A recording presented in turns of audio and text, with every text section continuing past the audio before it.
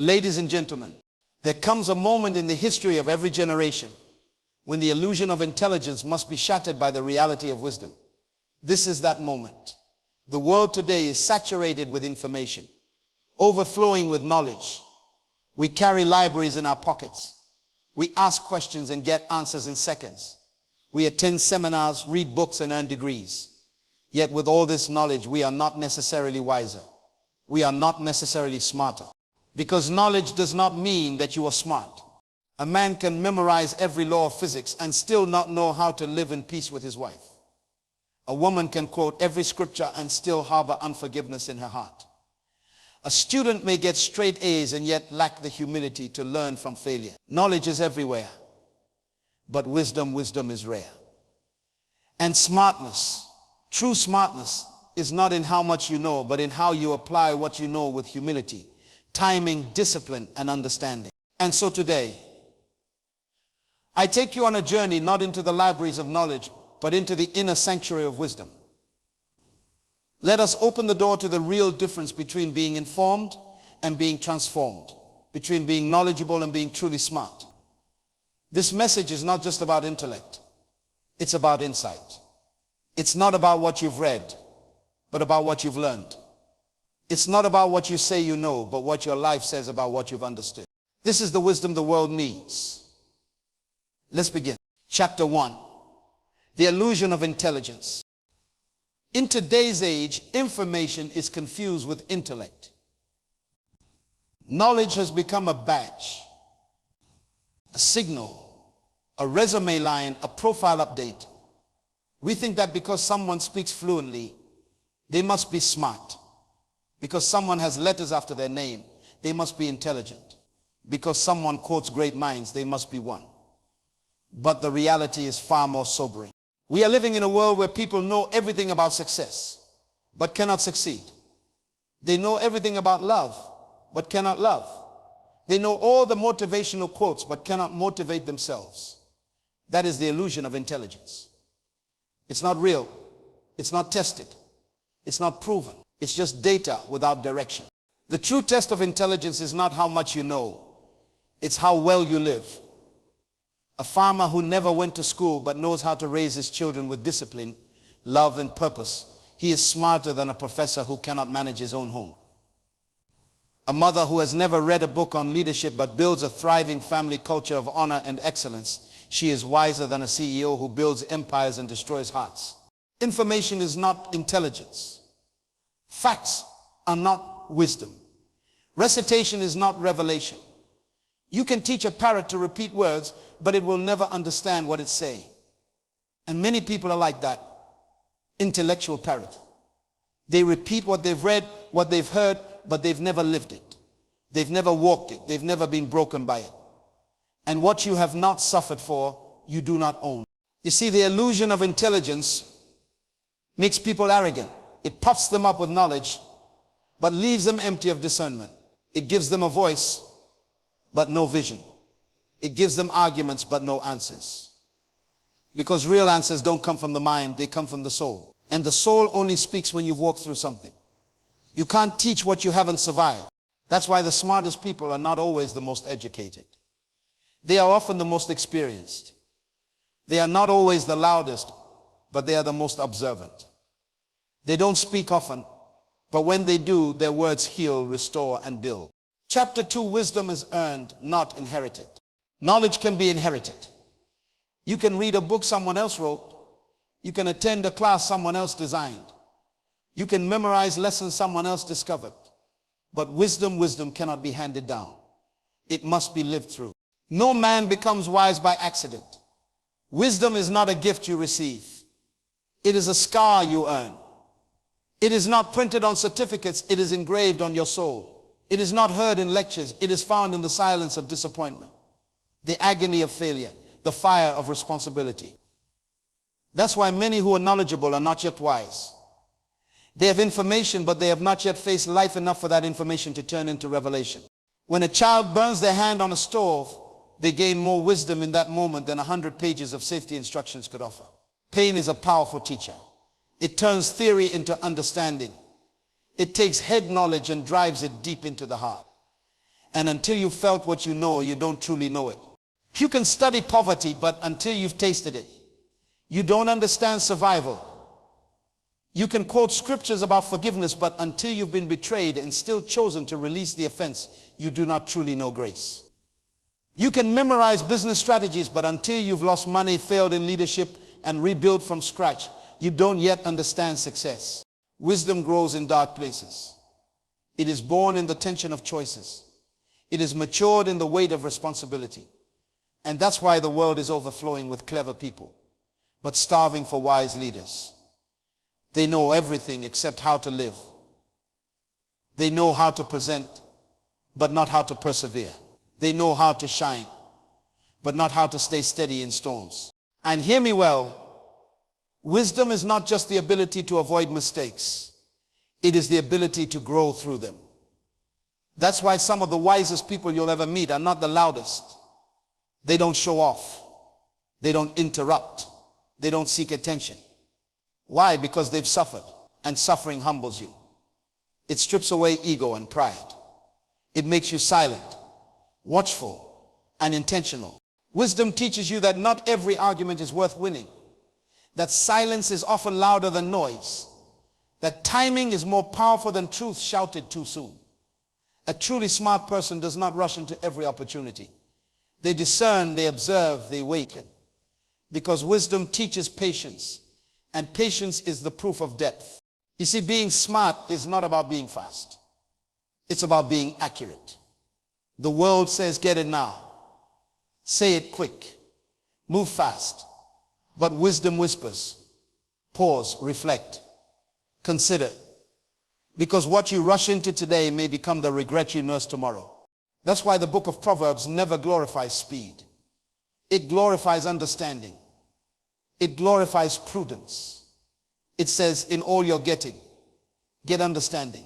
Not just facts, not just skills, but understanding, the deep processing of knowledge into discernment.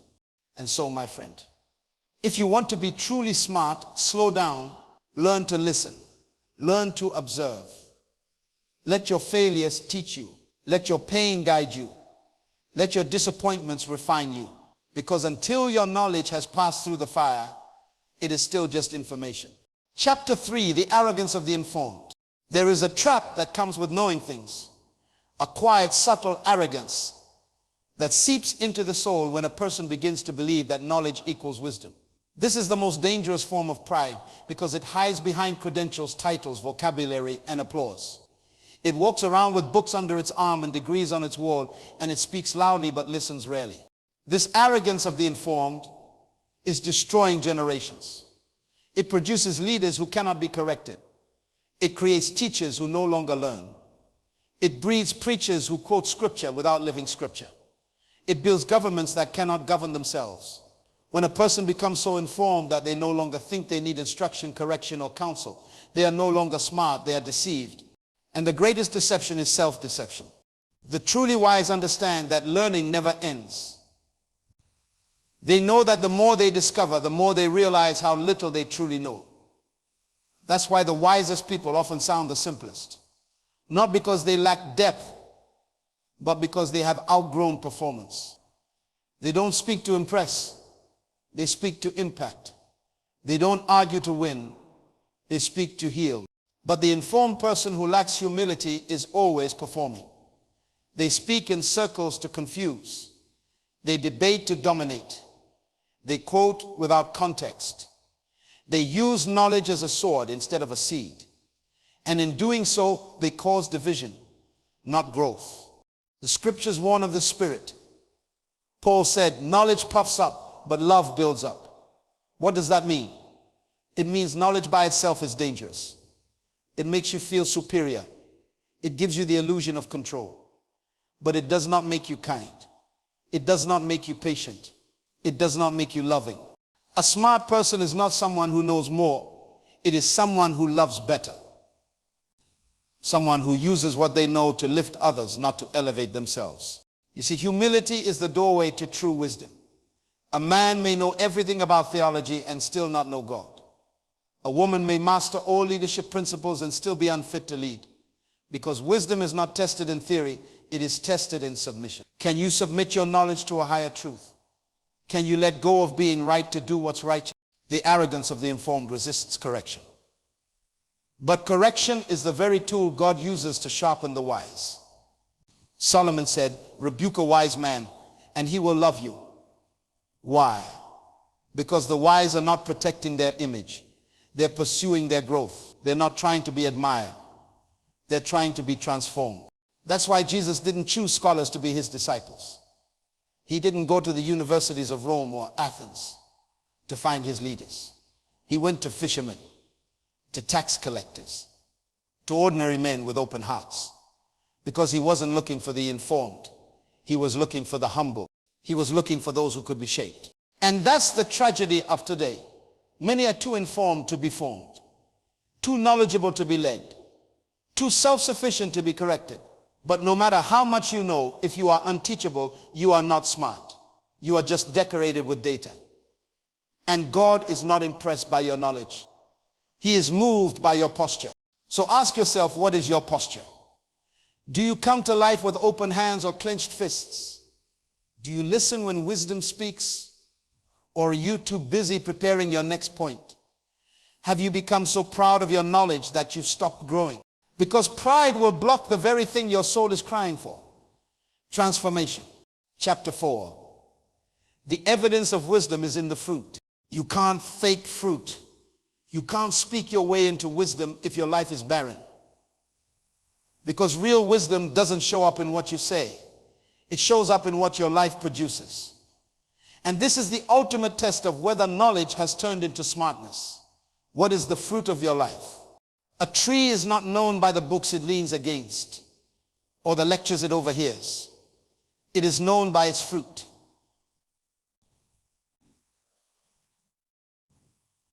In the same way, your life is not judged by how many books you've read, how eloquently you speak, or how well you debate. It is judged by what remains after you speak, by what grows out of your choices, by what others taste when they interact with you. And here is where many fall short.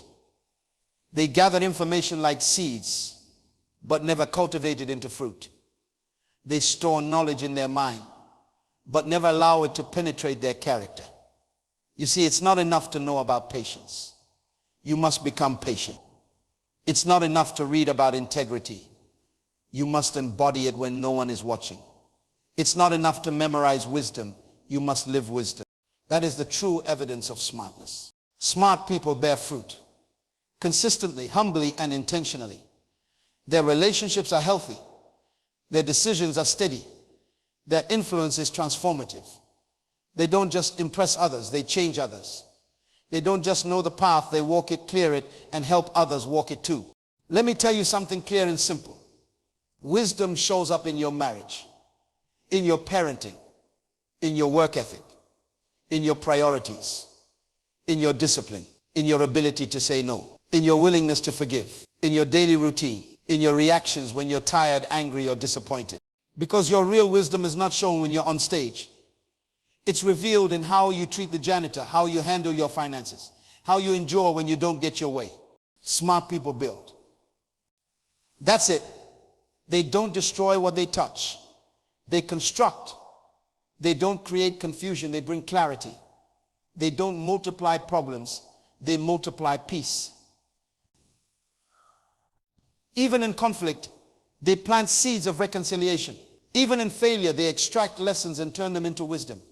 You know someone is smart, not by what they say in moments of clarity, but by how they act in moments of chaos. When all is falling apart, do they panic or do they pivot? Do they blame or do they build? Do they curse the storm or do they become the anchor? Fruit never lies. And this is why Jesus taught us to judge a tree by its fruit. Not by its leaves, not by its noise, not by how tall it stands, but by what it produces. Because fruit is the only proof of life. In the same way, wisdom that does not bear fruit is not wisdom, it is decoration. It's theory without practice. It's religion without transformation. We've glorified people who speak well but live poorly. We've crowned those who write books but mistreat people. We've applauded intelligence that has no integrity. But that's not the standard of the kingdom. That's not the definition of true greatness. In the kingdom, greatness is measured by impact. Wisdom is measured by legacy. Smartness is measured by whether your life multiplies purpose in others. Because if you're the smartest person in the room, but you leave people drained, confused, or broken, you're not really smart. You're just loud. The fruit of wisdom is always visible. You can't argue with it. You don't have to defend it. You just point to it and say, taste and see. Chapter 5. Becoming truly wise. Smartness is not something you pretend. It is not something you buy. It is not something others assign to you. It is something you become. And that becoming, it is not quick. It is not glamorous, and it is not without pain. To become truly wise, truly smart, you must walk a narrow road few are willing to travel. You must die to your ego. You must give up your addiction to applause. You must resist the temptation to impress and instead pursue the call to impact. You must stop being fascinated by how much you know and become obsessed with how deeply you live.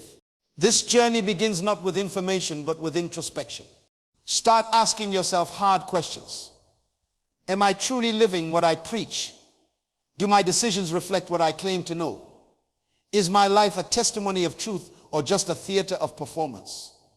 Because until you confront yourself, you cannot correct yourself. And until you correct yourself, you cannot lead others. You cannot be truly smart if you cannot be brutally honest with yourself first. Then comes the next step, discipline. You must train your heart and mind to do what's right, even when it's not easy. A smart person is not driven by feelings, but by values. They don't do what's popular. They do what's necessary. They don't follow trends. They follow principles. They don't chase comfort. They pursue purpose. Discipline turns inspiration into transformation. It takes knowledge and grinds it into consistency. It turns good intentions into powerful habits. That's why a smart life is often a quiet life. It's not filled with drama, distractions, and detours. It's focused, anchored, and directed by clarity. And then comes submission, the highest level of intelligence. The truly smart person is not the one who rules over others. It is the one who can humble themselves before truth, before authority, before God. Submission is not weakness. It is strength under control. It is a sign that you no longer live by impulse, but by wisdom. When you submit your emotions to your values, you grow. When you submit your time to your priorities, you build. When you submit your knowledge to God's wisdom, you become unstoppable. That's why Scripture says the fear of the Lord is the beginning of wisdom. Because unless your knowledge is submitted to something higher than you, it will eventually become a weapon against others or against yourself. History is full of brilliant men who destroyed nations, families, and future. They were informed but not transformed. You must also embrace mentorship. No matter how much you know, you need people who are ahead of you. Smart people pursue wisdom in others. They ask questions. They listen deeply. They allow others to speak into their blind spot.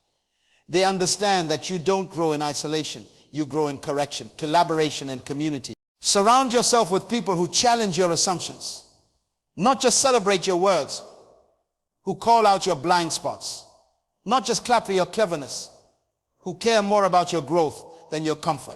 And finally, smartness is measured by impact. It's not about how much you store, but how much you serve.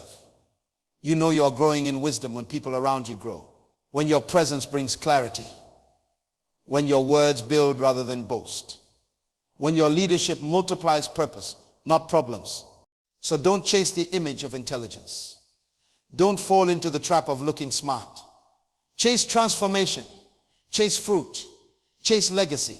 Because at the end of it all, nobody will remember your IQ. They will remember your integrity. They won't quote your degrees. They'll quote your decisions. They won't praise your cleverness. They'll remember your kindness, your courage, and your consistency.